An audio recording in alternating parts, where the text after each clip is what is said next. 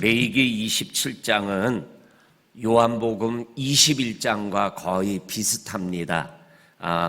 말씀의 내용이 비슷하다는 것이 아니라 구조가 비슷하다라는 겁니다. 예를 들면 요한복음은 요한복음 1장부터 20장까지가 끝입니다.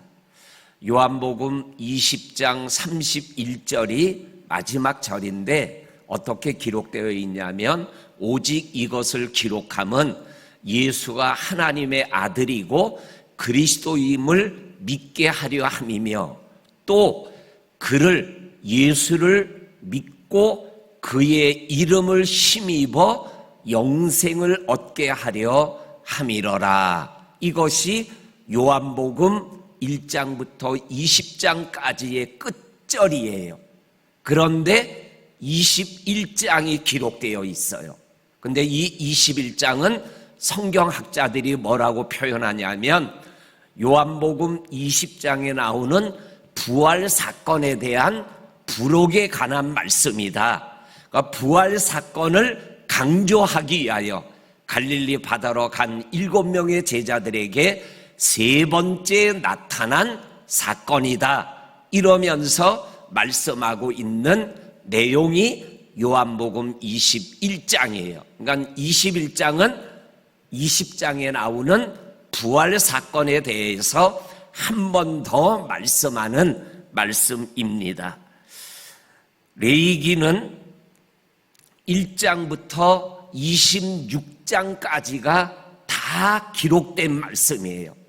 26장 46절이 끝절인데 어떻게 기록되어 있냐면 이것은 여호와께서 시내산에서 자기와 이스라엘 백성 사이에 모세를 통해서 주신 규례와 법도와 율법이니라.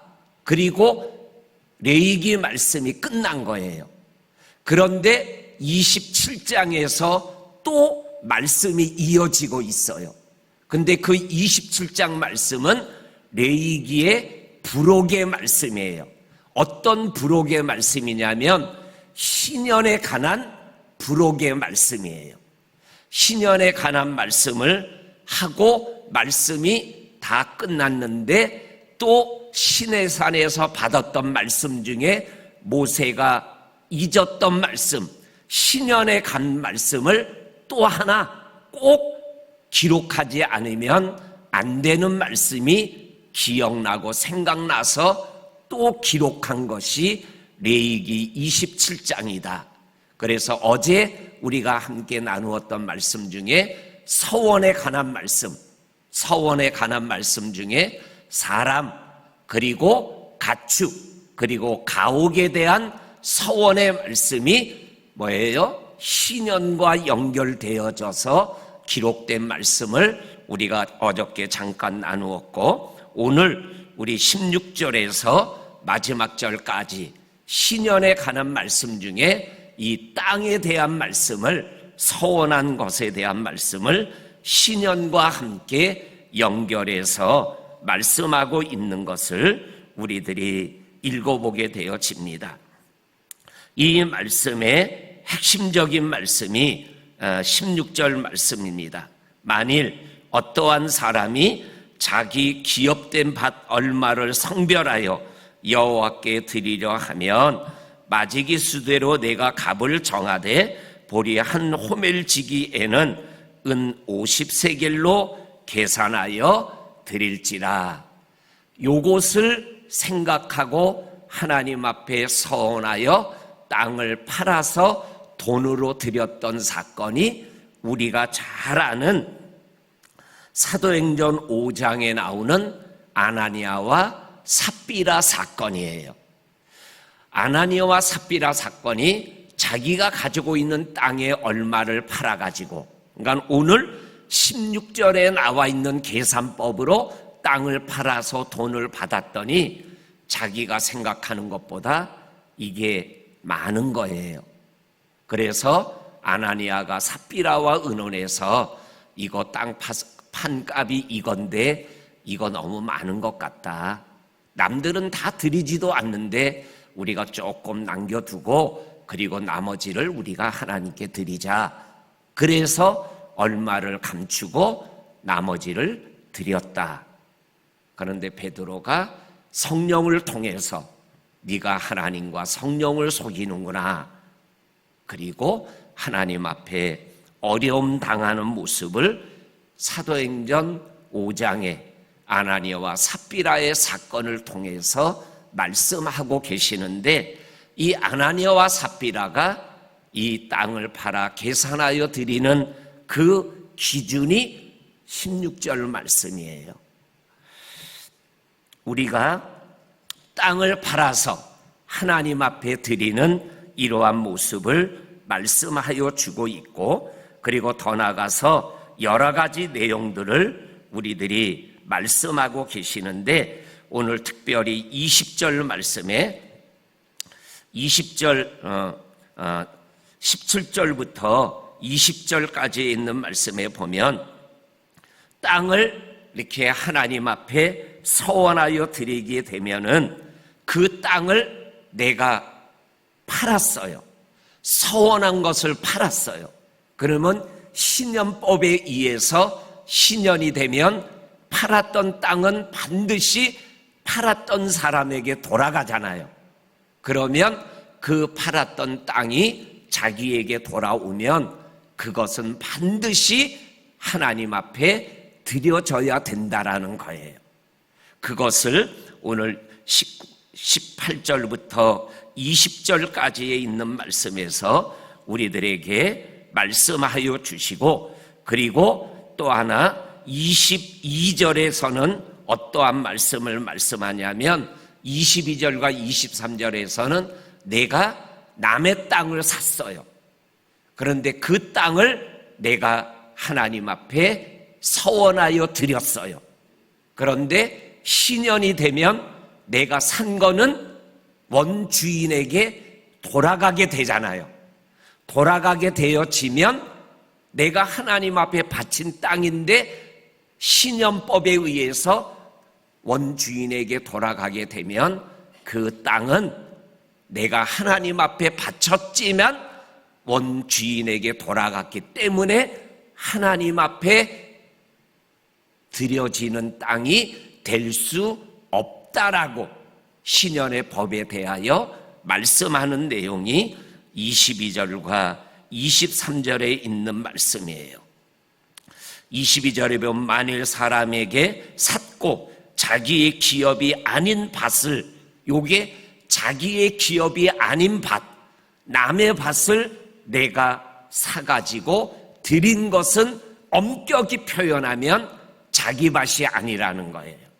그래서 신년이 되면 그것이 원주인에게 돌아가고, 그리고 자기는 그 원주인에게 돌아간 그 땅의 값의 얼마를 하나님 앞에 드려야 된다라고 신년의 법에 대하여 말씀하고 있는 것을 우리들이 22절과 23절과 24절에서 우리들에게 말씀하여 주고 계십니다. 그 다음에 또 하나 26절에 가서 가축 중에 처음 난 것은 여호와께 드릴 첫 것이라, 소나 양은 여호와의 것이니 누구든지 그것으로는 성별하여 하나님께 드리지 못한다. 26절에서 이렇게 말씀합니다. 이거는 첫 것은 하나님의 것이다.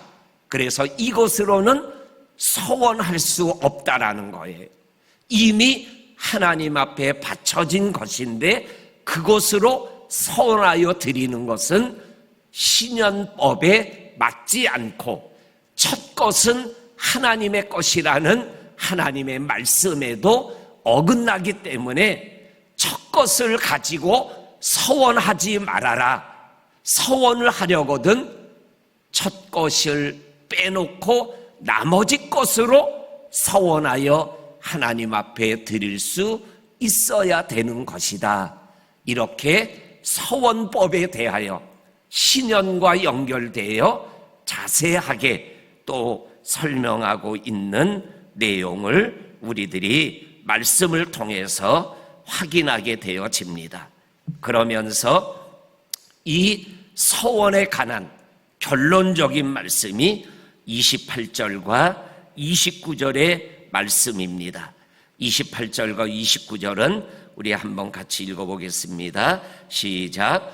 어떠한 사람이 자기 소유 중에서 오직 여호와께 온전히 바친 모든 것은 사람이든지 가축이든지 기업의 밭이든지 팔지도 못하고 무르지도 못하나니 바친 것은 다 여호와께 지극히 거룩함이며 온전히 바쳐진 그 사람은 다시 무르지 못하나니 반드시 죽일지니라. 아멘.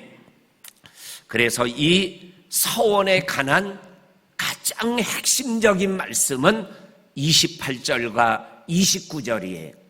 어제와 오늘 우리가 여러 가지를 서원에 관한 것을 신년법과 연결해서 말씀을 나누었지만 서원에 관한 근본적인 하나님의 말씀은 서원을 해서 그게 내가 사람인 나를 드리든지 가축을 드리든지 돈을 드리든지 가옥을 드리든지 땅을 드리든지 드리기를 서원했으면 온전히 하나님 앞에 바쳐진 것에 대해서는 드리는 것으로 이 서원의 문제를 해결해야 되는 것이다. 그래서 오늘 28절에도 29절에도 온전히 바친 모든 것은 하나님의 것이기 때문에 온전히 하나님 앞에 바쳐져야 된다. 다시 말하면 서원을 지켜야 되는 거다라는 것을 우리들에게 분명하게 말씀하여 주시고 계십니다. 그러면서 이 말씀을 묵상하니까 우리 법한교회가 이 서원을 통해서 시작됐고 서원을 통해서 이루어져 왔고 그리고 서원을 통해서 이 법한재단이 이루어져 가야 된 것임을 이 말씀을 통해서 깨닫고 확인하게 되어집니다. 우리 법한재단이 어떻게 시작됐습니까? 105년 전에 법한에 살던 강한준이라는 분이 예수 믿지 않은 상태에 하와이 사탕수수밭에 노동 이민을 갔다가 거기에서 예수를 믿고 내 마을에 교회가 없는데 교회가 생기면 나처럼 예수 믿는 사람들이 일어날 것이다. 그리고 하나님 앞에 서원하여 2년 동안 한 달에 20불씩 하나님 앞에 서원하여 2년 동안 모아진 240원을 하나님 앞에 드림으로 인하여 시작된 교회가 우리 교회더라고요. 그러니까는 한 사람의 서원을 지킨 것 때문에 이 땅에 시작되고 존재된 교회가 법한교회더라고요. 하나님을 향한 온전히 바쳐진 서원을 지킨 강한준 권사님의 믿음의 삶이 오늘 우리 재단을 재단되게 하셨더라고요.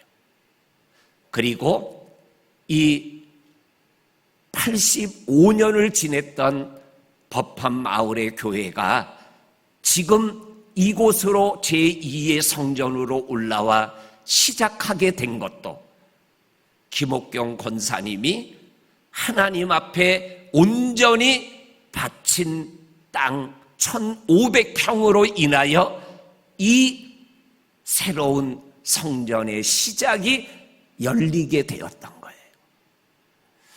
제가 막 왔을 때 97년도에 신시가지에 교회를 건축하겠다고 200평의 땅을 우리 교회가 샀어요. 그리고 권사님의 땅 1500평하고 교환을 했어요.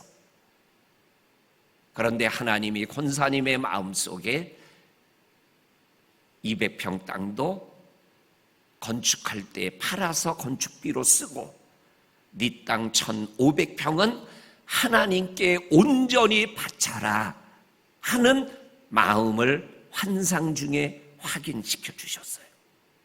그래서 당해에 이 1,500평을 200평의 땅과 물물 교환하지 않고 온전히 하나님 앞에 바치겠습니다.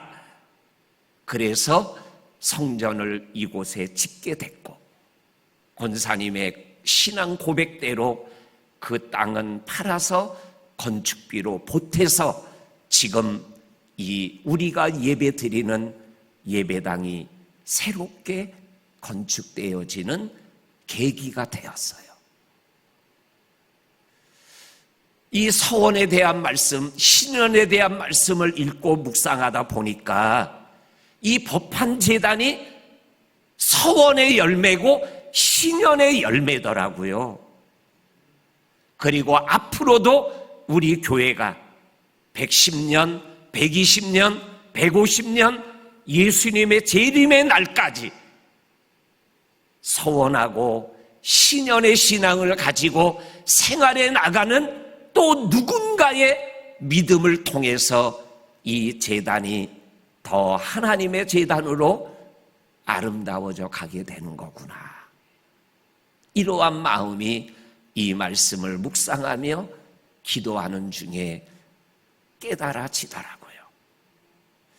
크고 작은 하나님을 향한, 교회를 향한 이 서원과 신년의 믿음을 가지고 우리가 믿음길을 걸어가며 하나님과 교회와 특별한 믿음의 역사를 만들어가는 귀한 성도님과 저가 되기를 주의 이름으로 간절히 축원합니다.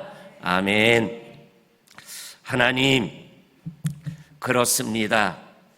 이 말씀을 묵상해 보니 우리 법한 제단이 신년의 법칙과 서원의 법칙을 온전히 지킨 성도들로 인하여 105년을 하나님의 교회로 달려올 수 있었음을 말씀하여 주시는 것을 보고 감사와 찬양과 영광을 올려드립니다. 하나님, 이 법한 제단이 계속되는 서원과 신년의 은혜가 임하는 하나님의 교회가 되게 하여 주시고 우리 성도들 한 분 한 분이 크고 작은 헌신과 기도와 눈물과 믿음을 통하여 이 제단을 세워나가는 우리 모두가 되게 하여 주옵소서. 예수님의 이름으로 기도하옵나이다. 아멘.